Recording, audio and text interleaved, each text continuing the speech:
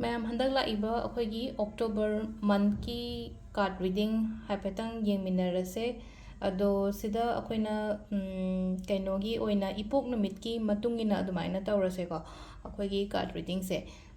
ipok numit hairagadi Sunday Monday Tuesday adumaina haidi ai ipok numitugi adugi accordingly adum yengbiro mapa mapa duda haidi Sunday gi Monday gi adumaina tawraga ado cleansing sum haidi kenoma tawrom daida ko aina meditation tawbo oiro manifestation tawbo oiro cleansing gumba tawbi haibse cleansing gumba tawbi haidi candle ama tupa makari ama tawbose haidi energy se afaba lakane badu taragadi ado cc gi process se dum akoina isha akoigi aigi atei yumda tawbo kopa adu tawbi ba yai ko Kwai hambagi yengminarase kwai hambagi se nomaijing number 1 ne ko nomaijing se haidi 1 se sidagi dum hore haidi Monday Tuesday haina akoina hodam ni ko Sunday Monday dum hoina adona haidi Sunday number 1 gi se karamba crystal keno tawboya ka dugi matungina haipetang yengage ko haidi sunstone se haidi Sunday pokpa mi gumba leragadi ko sunstone se biba sunstone si ba sida haidi akoina ngasagi numit haragadi yamna bright oiba kainonina planet nina aduduna sigi sunstone gumba siba matam sida amuka hena aigi tawriba thabak inkhang sida mai pakpa oi ko haidi leadership quality chain ba khotpa adumaina ado sida ko haidi dum mathang ai dum ko haidi chana ba crystal dum sida thamake dum yeng bi khangjan bi ho bo isa goina si crystal se ai Sunday pokpa ta di sunstone Monday pokpa di moonstone adumaina ado ahambada akogi kaino se yengminarase lakadoriba thasigi guidance se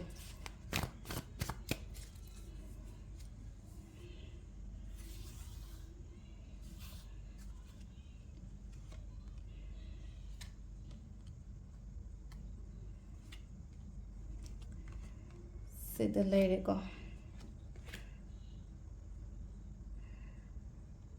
yam phanadi lae numaijingi ahambagi se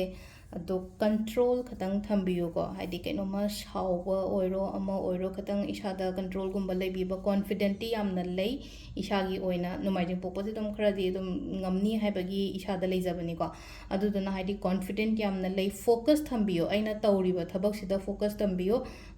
aduga sida challenges leini ko yam tarai padi oidaba challenges leiba haragadi hotnaraga phangbodo hotnaraga yamna laina aingonda dag laktaba oiba ishana honaraga aina honari badugi kaino dugi adugi matungena yamna phajana lakpa oina oi ani shubasisu haide kaino blessings leiba haitare ko divine blessing divine love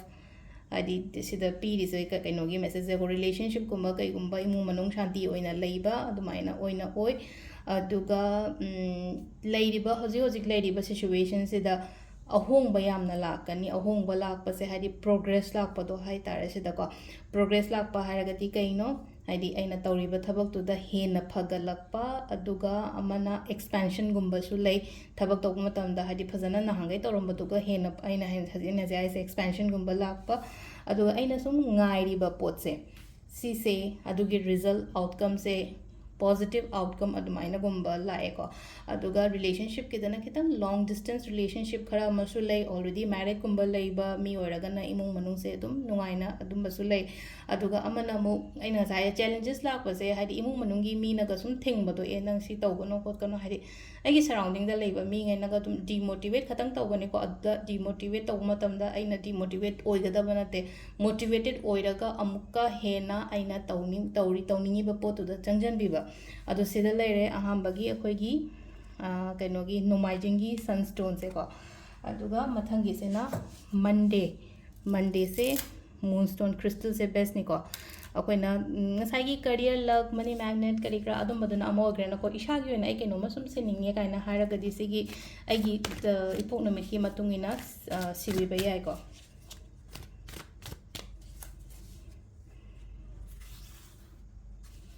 तो Monday की ना करी energy लाके अदुसु यंगमिनारसे card से 3 cards खतंग लौथोए यामना कनो तौबो लौथोक्त्रे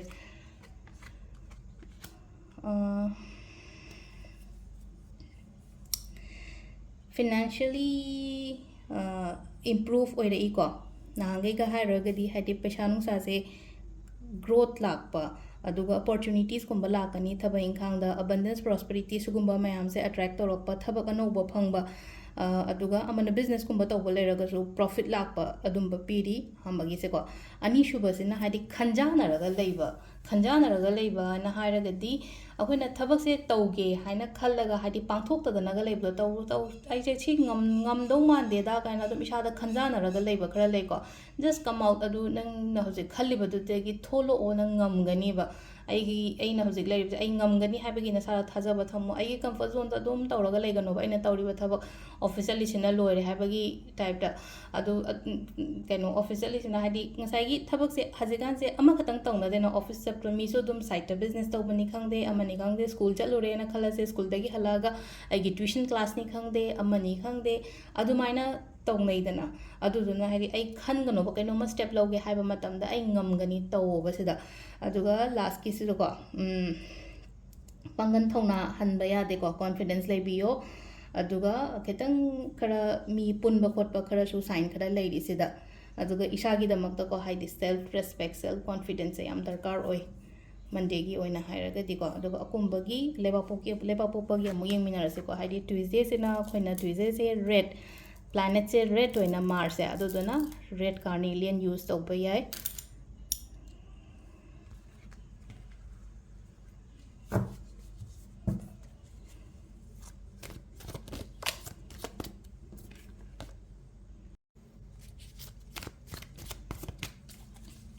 ꯁꯤꯗ ꯂꯩꯕꯥꯛꯄꯣꯛꯄꯒꯤ ꯑꯃꯨꯛ ꯌꯦꯡꯃꯤꯟꯅꯔꯁꯦ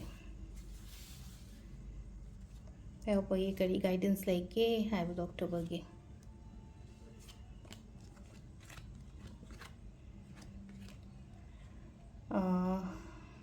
ꯁꯥꯎꯕ ꯌꯥꯗꯦꯀꯣ ꯏꯁꯥꯁꯦ ꯀꯟꯇ꯭ꯔꯣꯜ ꯇꯧꯕꯤꯌꯣ ꯑꯁꯥꯎꯕ ꯁꯤꯒꯨꯝꯕ ꯃꯌꯥꯝꯁꯦ ꯀꯟꯇ꯭ꯔꯣꯜ ꯇꯧꯕꯤꯌꯣ ꯌꯥꯝꯅ ꯕꯦꯂꯦꯟꯁ ꯂꯩꯅ ꯆꯠꯂꯣ ꯍꯥꯏꯗꯤ ꯋꯥꯈꯜꯁꯨ ꯌꯥꯔꯤꯉꯩ ꯄꯤꯁꯇ ꯂꯩꯍꯟꯕ ꯑꯗꯨꯃꯁꯨ ꯂꯩꯔꯦ ꯑꯗꯨꯒ ꯍꯥꯏꯗꯤ ꯁ꯭ꯄꯤꯔꯤꯆꯨꯋꯦꯜ ꯑꯣꯏꯌꯣ ꯈꯇꯪꯀꯣ ꯁ꯭ꯄꯤꯔꯤꯆꯨꯋꯦꯜ ꯑꯣꯏꯕ ꯍꯥꯏꯅ ꯍꯥꯏꯔꯒꯗꯤ ꯂꯥꯏ ꯅꯤꯡꯕꯁꯦ ꯍꯥꯏꯗꯤ ꯏꯁꯥꯒꯤ ꯑꯣꯏꯅ ꯂꯥꯏ ꯅꯤꯡꯕ ꯈꯣꯠꯄꯁꯦ ꯌꯥꯝ ꯐꯩꯀꯣ ꯑꯗꯨꯒ ꯑꯩꯅ ꯈꯟꯕ ꯄꯣꯠꯁꯦ ꯑꯣꯏꯁꯨ ꯑꯗꯨꯝ ꯑꯣꯏꯔꯛꯀꯅꯦꯕ ꯑꯩꯅ ꯀꯩꯅꯣꯝꯃ ꯍꯧꯖꯤꯛ ꯁꯨꯝ ꯈꯜꯂꯦꯅ ꯈꯜꯂꯁꯦ ꯄꯣꯠꯇꯣ ꯑꯗꯨꯝ ꯑꯩꯅ ꯉꯁꯥꯏ ꯑꯌꯨꯛꯇ ꯉꯁꯤꯁꯦ ꯁꯤ ꯂꯥꯛꯄ ꯌꯥꯏꯅꯦ ꯃꯥꯗꯣ ꯁꯨꯃꯥꯏꯅ ꯇꯧꯔꯝꯕ ꯌꯥꯏꯅꯦ ꯍꯥꯏꯗꯤ ꯏꯟꯇ꯭ꯌꯨꯇꯤꯞ ꯑꯣꯏꯕ ꯏꯁꯥꯁꯦ ꯏꯟꯇ꯭ꯌꯨꯇꯤꯞ ꯑꯣꯏꯕꯅ ꯍꯥꯏꯔꯒꯗꯤ ꯑꯩꯅ ꯈꯟꯕ ꯋꯥꯈꯜꯁꯦ ꯌꯥꯝꯅ ꯆꯨꯝꯒꯟꯕꯗꯣ ꯑꯣꯏꯀꯣ ꯑꯗꯨꯒ ꯑꯃꯅ ꯑꯃꯨꯛ ꯁꯤꯗ ꯍꯥꯏꯁꯦ ꯍꯥꯏꯗꯤ ꯑꯩ ꯈꯤꯇꯪ ꯁ꯭ꯄꯤꯔꯤꯆꯨꯋꯦꯂꯤꯇꯤꯔꯣꯝꯗ ꯈꯔ ꯆꯪꯁꯤꯜꯂꯛꯑꯣ ꯑꯗꯨꯒ ꯁꯤꯗ ꯍꯥꯏꯗꯤ ꯁ꯭ꯄꯤꯔꯤꯆꯨꯋꯦꯂꯤꯇꯤꯔꯣꯝꯗ ꯆꯪꯁꯤꯟꯕ ꯃꯇꯝꯗꯀꯣ ꯍꯥꯏꯗꯤ ꯌꯨꯅꯤꯕꯔꯁꯁꯤꯅ ꯏꯁꯣꯔꯁꯤꯅ ꯑꯩꯉꯣꯟꯗ ꯁꯤꯒꯅꯦꯜꯅꯤ ꯈꯪꯗꯦ ꯑꯃꯅꯤ ꯈꯪꯗꯦ ꯑꯩꯉꯣꯟꯗ ꯒꯥꯏड ꯄꯤꯕꯤꯔꯛꯄ ꯑꯗꯨꯃꯥꯏꯅ ꯑꯗꯨ ꯂꯩꯀꯣ ꯋꯥ ꯀꯥ ꯍꯦꯟꯅ ꯉꯥꯡꯒꯅꯣ ꯋꯥ ꯀꯥ ꯍꯦꯟꯅ ꯉꯥꯡꯊꯣꯛꯀꯅꯣ ꯑꯩꯒꯤ ꯄ꯭ꯂꯥꯟ ꯑꯩꯒꯤ ꯐ꯭ꯌꯨꯆꯔ ꯄ꯭ꯂꯥꯅꯤꯡ ꯑꯗꯒꯤ ꯑꯩꯅ ꯇꯧꯒꯦ ꯍꯥꯏꯅ ꯈꯜꯂꯤꯕ ꯃꯌꯥꯝꯗꯣ ꯀꯅꯥꯝꯇꯗ ꯁꯦꯌꯔ ꯇꯧꯊꯣꯛꯀꯅꯣ ꯑꯗꯨꯒ ꯈꯤꯇꯪꯀꯣ ꯍꯥꯏꯗꯤ ꯈꯤꯇꯪ ꯗꯤꯂꯦꯗꯤ ꯑꯣꯏꯔꯦꯀꯣ ꯍꯥꯏꯗꯤ ꯄꯣꯠꯁꯦ ꯑꯩꯒꯤ ꯑꯣꯏꯅ ꯁꯨꯝ ꯈꯜꯂꯒ ꯍꯧꯖꯤꯛ ꯂꯩꯕꯁꯦ ꯗꯤꯂꯦ ꯑꯣꯏꯕ ꯉꯥꯏꯔꯒ ꯂꯩ ꯂꯣꯡ ꯇꯔꯝ ꯑꯣꯏꯅ ꯈꯤꯇꯪ ꯁꯥꯡꯗꯣꯛꯑꯦꯀꯣ ꯍꯥꯏꯗꯤ ꯍꯧꯖꯤꯛ ꯍꯟꯗꯛ ꯊꯥꯒꯤ ꯑꯣꯏꯅ ꯍꯥꯏꯔꯒꯗꯤ ꯁꯤꯗ ꯍꯥꯏꯇꯥꯔꯦ ꯍꯟꯗꯛ ꯊꯥꯁꯤꯗ ꯑꯩꯅ ꯉꯥꯏꯔꯤꯕ ꯄꯣꯠꯇꯣ ꯈꯤꯇꯪ ꯗꯤꯂꯦ ꯑꯣꯏꯕꯅꯤ ꯈꯪꯗꯦ ꯑꯃꯅꯤ ꯈꯪꯗꯦ ꯑꯗꯨꯃꯥꯏꯅ ꯂꯩꯔꯤ ꯑꯗꯨꯕꯨ ꯑꯩꯉꯣꯟꯗ ꯑꯗꯨꯒꯤ ꯔꯤꯖꯜꯗꯤ ꯂꯥꯛꯀꯅꯦꯕ ꯉꯥꯏꯕꯗ ꯀꯜꯂꯣ ꯍꯥꯏꯕꯗꯣ ꯑꯃ ꯍꯥꯏꯅꯕ ꯑꯃ ꯂꯩꯅꯀꯣ ꯉꯥꯏꯕ ꯀꯟꯕꯤꯌꯣ ꯁꯤꯗ ꯍꯥꯏꯗꯤ ꯒꯤꯞ ꯑꯞ ꯇꯧꯕ ꯌꯥꯗꯦ ꯑꯍꯨꯝ ꯁꯨꯕꯒꯤꯁꯦꯀꯣ ꯑꯩꯅ ꯉꯁꯥꯏ ꯍꯥꯏꯕꯗꯣ ꯍꯥꯏꯗꯤ ꯁꯥꯎꯕ ꯌꯥꯗꯦ ꯌꯥꯝꯅ ꯕꯦꯂꯦꯟꯁꯇ ꯂꯩꯌꯣ ꯍꯥꯏꯗꯤ ꯆꯦꯟꯖꯦꯁ ꯂꯥꯛꯀꯅꯤꯕ ꯂꯥꯏꯐꯇ ꯆꯦꯟꯖꯦꯁ ꯂꯥꯛꯀꯗꯧꯔꯤꯕ ꯃꯇꯝ ꯈꯔꯁꯤꯗ ꯑꯩꯅ ꯍꯧꯖꯤꯛ ꯂꯩꯔꯤꯕ ꯂꯦꯚꯦꯜꯁꯤꯗꯒꯤ ꯍꯦꯟꯅ ꯍꯦꯟꯒꯠꯂꯛꯄ ꯑꯗꯨꯃꯥꯏꯅ ꯒꯥꯏꯗꯦꯟꯁ ꯍꯥꯏꯗꯤ ꯑꯩꯈꯣꯏꯒꯤ ꯀꯥꯔꯠꯁꯤꯒꯤ ꯃꯦꯁꯦꯖꯁꯤꯅ ꯍꯥꯏꯔꯤꯕꯁꯦꯀꯣ ꯑꯗꯨꯝ ꯑꯍꯨꯝꯃꯛ ꯌꯥꯝꯅ ꯑꯗꯨꯝ ꯐꯖꯅ ꯑꯗꯨꯝ ꯂꯥꯛꯑꯦꯀꯣ ꯑꯗꯨꯒ ꯃꯊꯪꯒꯤ ꯀꯩꯅꯣꯁꯤꯅ ꯑꯩꯈꯣꯏꯒꯤ ꯌꯨꯝꯖꯀꯩꯁꯒꯤ ꯀ꯭ꯔꯤꯁꯇꯜꯁꯦ ꯒ꯭ꯔꯤꯟꯅꯤꯅ ꯌꯨꯝꯖꯀꯩꯁꯁꯦꯀꯣ ꯄꯦꯔꯤꯗꯣꯠ ꯌꯨꯁ ꯇꯧꯕ ꯌꯥꯏ ꯒ꯭ꯔꯤꯟ ꯑꯦꯚꯦꯟꯆꯨꯔꯤꯟ ꯀꯥꯏꯅꯒ ꯂꯩꯅ ꯒ꯭ꯔꯤꯟ ꯑꯦꯚꯦꯟꯆꯨꯔꯤꯟꯒꯨꯝꯕ ꯁꯤꯖꯤꯟꯅꯕꯤꯕ ꯌꯥꯏ ꯑꯗꯣ ꯄꯦꯔꯤꯗꯣꯠ ꯌꯨꯝꯖꯀꯩꯁꯒꯤꯁꯦ ꯍꯥꯏꯐꯦꯠ ꯌꯦꯡꯃꯤꯟꯅꯔꯁꯤ ꯃꯌꯥꯝ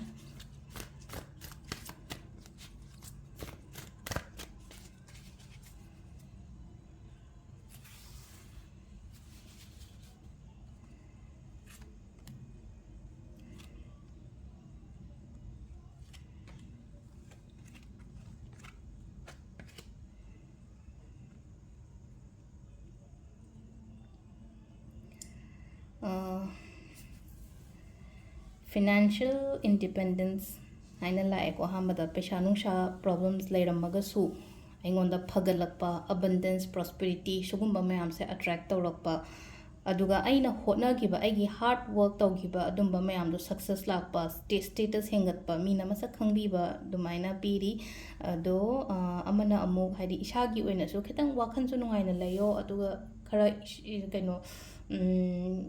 keba khotpa hairagadi ngasagi lipstick color dona keba nate isha nanba yum nanba sisu haidi ngasagi sida venus strong oihalo haibane basida haise ko venus strong oihalo hairagadi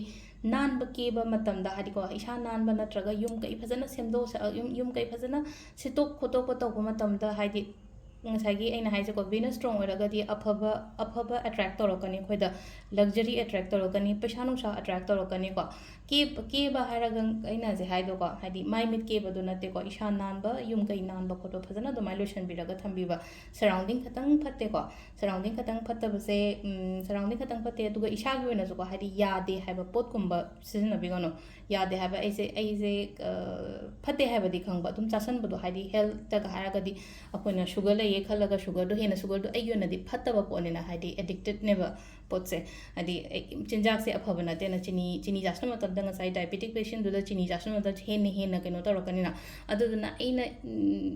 phatte di khanga aina dum tawba tumbaga hairasene tumba matam se hadi tumba se ai pung baro do tumba se phatte ta ai ju baro dum do hi hona leibodo yaringai hadi sigi change thokpa ngasagi addiction se habit the change kumba tawbiro ko adumaina adumasu leire aduga hadi khitang aina hadi surrounding khatang phatabani na dum ai ngak thoknaba aina mamangda mayam amasu happy ko ngak thoknaba haragadi khoina Saturday si tawo salt water use tawo rock salt season nawo atai smudging kumba tawtho tumam dai da duk ka thado adumaina haiba dum mayam do follow tawbi be ko aduga adum si leijaraga su saina mate kama nuai taba kaino tawba leiraga su ko phadi bhaye yamna nungsinana leiba adum basu dum piri nungsinana leiba aduga hadi blessings leiba lakshmi gi blessings leiba harasine ko hadi langi shor sigi blessings leiba dumaina piri pechang sa se la o haibagi adugi kaino di leiri ko sign di leiri ko adu sida leire khogi yumja kaino yumja gaisha gi oina ko mathang gisina sagon sen gi ko sagon jen se citrine use to we ko citrine se so lak kumba enhance to ne ko citrine se lak sum daw ga sum ya de ga ha ga citrine se akoi gi sugumba ro macha gumba thambi gera natraga si batalle haraga su ko sugumba nung se dum ai gi keno da ai gi bag tani khangde mani khangde dum happa ya eba citrine se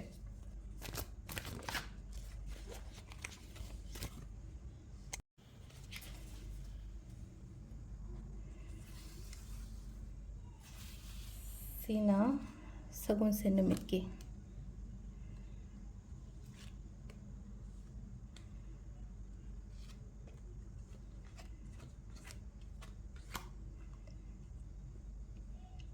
sagun sense ko sida haise situation de adu yamna phatabadi nate aina khanjan bana henba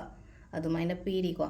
ahambada laise hadi situation adu yamna bad oiba nate ado aina hena khanjan ba khotpa adumaina le ko adumaina khanjan ba khotjan do sene ai health ta natraga ai gi life ta affect tawe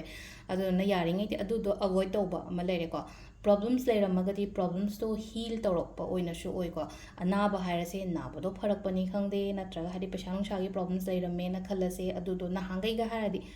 phagat lakpa lambi romda adumaina lae aduga nungai taba leiba matamda ko hol tawraga dum thamgal thamgano du release to holo hadi potse wakhan nungai taba se ngasai keno ma incident ama thoki matamda potse dum khallaga leibudo khanjalaga legano ba let go an hana ko let go haragadi aingonda gi chalhangi bane ai wakhandagi ai gi mind dagi chalhangi ba adu na hadi let go kumba to honbiyo aduga atupa hadi new beginning ama opportunities ama adom side ta yengbiyo ba charity gumba yam tawbiyo ko charity tawu matamda aingonda hena lakani charity tawu matamda aingonda hena lakani aina piriba aina danda suppose pa chama dan tawu matamda aingonda source na amuka hena hadi chani gi income lakpa domaina pibi ba ko aduduna sida haise hadi angamba khara adum mayam gi damakta charity gumba tawbiba mi gi damakta mating pango khara sisina yam phagani ko aduga akhoi mathang gi sina ko irai gi se irai gi crystal haina haragadi ko aquamarine se angau pa machu oina di oire ko sise blue khatang di change hadi aquamarine aqua machu oibane ko to site aquamarine gi ko gi irai numitki ꯇꯧꯁꯦ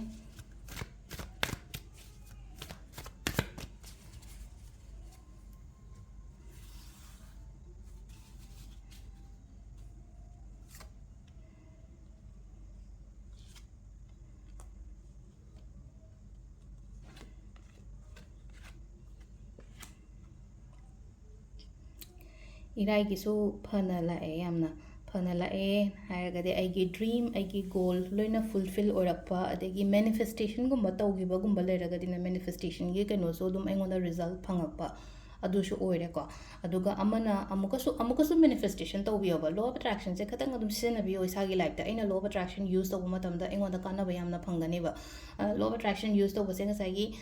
ꯄꯨꯔꯅꯤꯃꯥ ꯊꯥꯁꯤꯒꯨꯝꯕ ꯑꯗꯨ ꯅꯠꯇ꯭ꯔꯒꯁꯨ ꯑꯇꯩ ꯑꯩꯅ ꯃꯔꯛꯇ ꯍꯥꯞꯄꯤꯅꯀꯣ ꯍꯥꯏꯗꯤ 222 ꯇꯧꯕ 77 ꯇꯧꯕ ꯑꯗꯨꯒ ꯑꯇꯣꯞꯄ ꯏꯔꯥꯏꯒꯨꯝꯕꯗ ꯇꯧꯋꯣ ꯁꯒꯣꯜꯁꯦꯟꯒꯨꯝꯕꯗ ꯇꯧꯋꯣ ꯍꯥꯏꯕꯒꯤ ꯃꯌꯥꯝ ꯑꯃ ꯁꯨꯝ ꯍꯥꯟꯅꯒꯤ ꯚꯤꯗꯤꯑꯣꯁ ꯌꯥꯝ ꯌꯥꯎꯕꯅꯦꯀꯣ ꯑꯗꯨꯗꯣ ꯑꯗꯨꯝ ꯌꯦꯡꯕꯤꯔꯒ ꯑꯩꯒꯤ ꯄ꯭ꯔꯣꯕ꯭ꯂꯦꯝꯁꯇꯨꯒꯤ ꯃꯇꯨꯡ ꯏꯟꯅ ꯄꯩꯁꯥꯒꯤ ꯄ꯭ꯔꯣꯕ꯭ꯂꯦꯝꯁ ꯑꯣꯏꯔꯦ ꯄꯩꯁꯥꯒꯤ ꯈꯜꯂꯒ ꯑꯗꯨꯝ ꯇꯧꯕꯤꯔꯣ ꯔꯤꯂꯦꯁꯟꯁꯤꯞꯀꯤ ꯍꯥꯏꯔꯁꯦ ꯔꯤꯂꯦꯁꯟꯁꯤꯞꯀꯤ ꯑꯗꯨꯃꯥꯏꯅ ꯍꯥꯏꯗꯤ ꯃꯦꯅꯤꯐꯦꯁꯀꯨꯝꯕ ꯇꯧꯕꯤꯕꯁꯤ ꯃꯌꯥꯝꯁꯦ ꯇꯧꯕꯤꯌꯣ ꯑꯗꯣ ꯀꯩꯅꯣ ꯑꯃꯅ ꯑꯃꯨꯛ ꯍꯧꯖꯤꯛ ꯏꯁꯥꯗ ꯑꯥꯏꯗꯤꯌꯥꯁꯅꯤ ꯈꯪꯗꯦ ꯑꯃꯅꯤ ꯈꯪꯗꯦ ꯏꯁꯥꯁꯦ ꯀ꯭रिꯌꯦꯇꯤꯞꯇꯤ ꯑꯣꯏꯌꯦꯕ ꯀ꯭रिꯌꯦꯇꯤꯞ ꯑꯣꯏꯔꯒꯁꯨ ꯐꯛꯆꯟꯕ ꯑꯃ ꯂꯩꯗꯅꯤ ꯏꯁꯥ ꯏꯊꯟꯗ ꯐꯛꯆꯟꯕ ꯍꯥꯏꯅ ꯍꯥꯏꯔꯒꯗꯤ ꯄꯥꯡꯊꯣꯛꯄ ꯉꯝꯗꯕꯗꯣ ꯊꯕꯛꯁꯦ ꯑꯩꯁꯦ ꯇꯧꯕ ꯉꯝꯅꯤꯗꯤ ꯈꯪꯉꯦꯕ ꯑꯩꯁꯦ ꯍꯥꯏꯗꯤ ꯈꯨꯠ ꯁꯥ ꯍꯩꯕꯅꯤ ꯈꯪꯉꯁꯦ ꯅꯠꯇ꯭ꯔꯒ ꯍꯥꯏꯗꯤ ꯑꯗꯨꯝ ꯇꯦꯂꯦꯟꯠꯁꯦ ꯑꯩꯉꯣꯟꯗ ꯌꯥꯎꯗꯤ ꯌꯥꯎꯋꯦ ꯑꯗꯣ ꯇꯦꯂꯦꯟꯠ ꯃꯌꯥꯝꯁꯦ ꯂꯣꯏꯅ ꯐꯥꯖꯤꯟ ꯄꯨꯝꯖꯤꯜꯂꯒ ꯊꯝꯕꯒꯤ ꯇꯥꯏꯞꯇ ꯑꯃ ꯇꯧꯔꯦꯀꯣ ꯑꯗꯨꯗꯨꯅ ꯈꯤꯇꯪ ꯑꯩꯅ ꯇꯧꯒꯦꯅ ꯈꯟꯕ ꯂꯩꯔꯒꯗꯤ ꯑꯗꯨꯒꯤ ꯄꯣꯠ ꯃꯌꯥꯝꯗꯣ ꯄꯥꯡꯊꯣꯛꯄꯤꯕ ꯑꯗꯨꯒ sida last ꯂꯥꯏꯁꯦ ꯍꯥꯏꯗꯤ fortune ꯂꯥꯛꯑꯦꯀꯣ fortune it's a good luckꯅꯦꯕ sida ꯂꯥꯏꯁꯦ good luck ꯑꯗꯨꯝ ꯍꯟꯗꯛꯀꯤ ꯊꯥꯁꯦ ꯐꯕ ꯑꯣꯏꯅꯗꯤ ꯑꯣꯏꯀꯣ good luck ꯂꯩ growthꯀꯨꯝꯕ ꯂꯩꯕ destiny ꯑꯩꯅ ꯈꯜꯂꯤꯕ ꯄꯣꯠꯇꯨꯗ ꯍꯥꯏꯗꯤ ꯌꯧꯕ ꯑꯗꯨꯃꯥꯏꯅ ꯄꯤꯔꯤꯀꯣ ꯑꯗꯨꯒ ꯈꯤꯇꯪ ꯋꯥꯈꯜꯁꯨꯀꯣ ꯌꯥꯝꯅ ꯋꯥꯈꯜ ꯆꯥꯎꯊꯣꯛꯄ ꯍꯥꯏꯕ ꯑꯃ ꯂꯩꯅꯀꯣ ꯋꯥꯈꯜꯁꯨ ꯈꯔ ꯆꯥꯎꯊꯣꯛꯄꯤꯌꯣ ꯏꯁꯥꯒꯤ ꯑꯣꯏꯅ ꯑꯗꯣ ꯁꯤꯁꯤꯅ ꯑꯩꯈꯣꯏꯒꯤ ꯑꯀꯣꯏꯃꯔꯥꯏꯟ ꯏꯔꯥꯏ ꯅꯨꯃꯤꯠꯀꯤꯀꯣ ꯂꯥꯁꯀꯤ ꯁꯦꯇꯔꯗꯦ ꯅꯨꯃꯤꯠ ꯊꯥꯡꯖ ꯅꯨꯃꯤꯠꯁꯤꯒꯤ ꯊꯥꯡꯖ ꯅꯨꯃꯤꯠꯁꯦ ꯑꯩꯈꯣꯏꯅ ꯑꯦꯃꯦꯊꯤꯁ ꯌꯨꯁ ꯇꯧꯕ ꯌꯥꯏ ꯅꯠꯇ꯭ꯔꯒ ꯕ꯭ꯂꯦꯛ ꯇꯔꯃꯂꯤꯟ ꯍꯥꯏꯅ ꯁ꯭ꯇꯣꯟ ꯑꯃ ꯂꯩꯕꯅꯦꯀꯣ ꯑꯗꯨꯁꯨ ꯌꯨꯁ ꯇꯧꯕ ꯌꯥꯏꯀꯣ ꯕ꯭ꯂꯦꯛ ꯑꯦꯟ ꯄꯔꯄꯜ ꯑꯗꯨꯃꯥꯏꯅ ꯑꯣꯏꯀꯣ ꯍꯥꯏꯗꯤ ꯑꯦꯃꯦꯊꯤꯁꯁꯦ ꯀ꯭ꯔꯤꯁꯇꯜ ꯃꯌꯥꯝꯁꯤꯒꯤ ꯍꯥꯏꯗꯤ ꯃꯥꯏ ꯀꯥꯟꯅꯕꯗꯤ ꯂꯣꯏꯅ ꯂꯩꯀꯣ ꯀꯥꯟꯅꯕ ꯂꯣꯏꯅ ꯂꯩ ꯍꯥꯏꯔꯗꯤ ꯀꯃꯥꯏꯅꯅꯣ ꯍꯥꯏꯔꯒꯗꯤ ꯑꯦꯃꯦꯊꯤꯁ ꯏꯕ ꯃꯇꯝꯗ ꯍꯦꯜꯊ ꯏꯁꯨꯁ ꯂꯩꯕ ꯍꯥꯏꯗꯤ ꯑꯦꯗꯤꯛꯁꯟꯁ ꯂꯩꯕ ꯈꯣꯠꯄ ꯑꯗꯨꯝꯕ ꯂꯩꯔꯒꯗꯤ ꯑꯦꯃꯦꯊꯤꯁ ꯁꯤꯖꯤꯟꯅꯕꯤꯕ ꯌꯥꯏꯑꯕ ꯑꯗꯒꯤ ꯏꯚꯟ ꯑꯉꯥꯡꯒꯤ ꯁ꯭ꯇꯗꯤꯒꯤ ꯌꯥꯝ ꯐꯩꯌꯦꯕ ꯑꯦꯃꯦꯊꯤꯁꯁꯦ ꯑꯗꯣ ꯁꯤꯗ ꯉꯁꯥꯏꯒꯤ ꯊꯥꯡꯖ ꯄꯣꯛꯄꯒꯤ ꯑꯣꯏꯅ ꯍꯥꯏꯔꯁꯨ ꯑꯦꯃꯦꯊꯤꯁ ꯌꯨꯁ ꯇꯧꯕ ꯌꯥꯏꯀꯣ ꯀꯩꯁꯨ ꯀꯥꯏꯗꯦꯀꯣ ꯃꯆꯨꯁꯦ ꯄꯔꯄꯜꯁꯨ ꯑꯣꯏꯔꯦ ꯑꯗꯨꯒ ꯑꯦꯃꯦꯊꯤꯁꯀꯤ ꯀꯥꯟꯅꯕ ꯃꯌꯥꯝ ꯑꯃꯁꯨ ꯂꯩꯔꯦꯅ ꯀ꯭ꯔꯤꯁꯇꯜꯗꯗꯤ ꯍꯥꯏꯗꯤ ꯆꯥꯟꯅꯕ ꯆꯥꯟꯅꯗꯕ ꯊꯣꯏꯗꯣꯛꯄ ꯌꯥꯝ ꯀꯥ ꯍꯦꯟꯅ ꯂꯩꯇꯦꯕ ꯑꯩꯈꯣꯏ ꯖꯦꯝꯁꯇꯣꯟꯗꯕꯨꯗꯤ ꯈꯔ ꯂꯩꯀꯣ ꯀ꯭ꯔꯤꯁꯇꯜ ꯍꯥꯏꯗꯤ ꯁꯤ ꯍꯤꯂꯤꯡ ꯀꯩꯅꯣꯅꯦ ꯄ꯭ꯔꯣꯄꯔꯇꯤꯁꯅꯦꯕ ꯑꯩꯈꯣꯏꯒꯤ ꯀꯩꯅꯣꯁꯤꯗꯤ ꯀ꯭ꯔꯤꯁꯇꯜ ꯊꯦꯔꯥꯄꯤ ꯀꯩꯀꯥ ꯇꯧꯔꯤꯕ ꯈꯣꯠꯂꯤꯕ ꯃꯌꯥꯝꯁꯦ ꯑꯗꯨꯅ ꯍꯥꯏꯗꯤ ꯖꯦꯝꯁꯇꯣꯟꯗꯗꯤ ꯗꯥꯏꯃꯟ ꯁꯤꯕ ꯌꯥꯗꯕ ꯔꯨꯕꯤ ꯁꯤꯕ ꯌꯥꯗꯕ ꯑꯗꯨꯝꯕ ꯈꯔ ꯑꯗꯨꯝ ꯄꯤꯀꯣ ꯁꯤꯗꯗꯤ ꯀꯩꯁꯨ ꯊꯣꯏꯗꯣꯛꯄꯗꯤ ꯂꯩꯇꯦꯀꯣ ꯑꯗꯨꯝ ꯁꯤꯖꯤꯟꯅꯕꯤꯕ ꯌꯥꯏ ꯑꯗꯣ ꯂꯥꯁꯀꯤ ꯑꯩꯈꯣꯏꯒꯤ ꯊꯥꯡꯖ ꯅꯨꯃꯤꯠꯀꯤ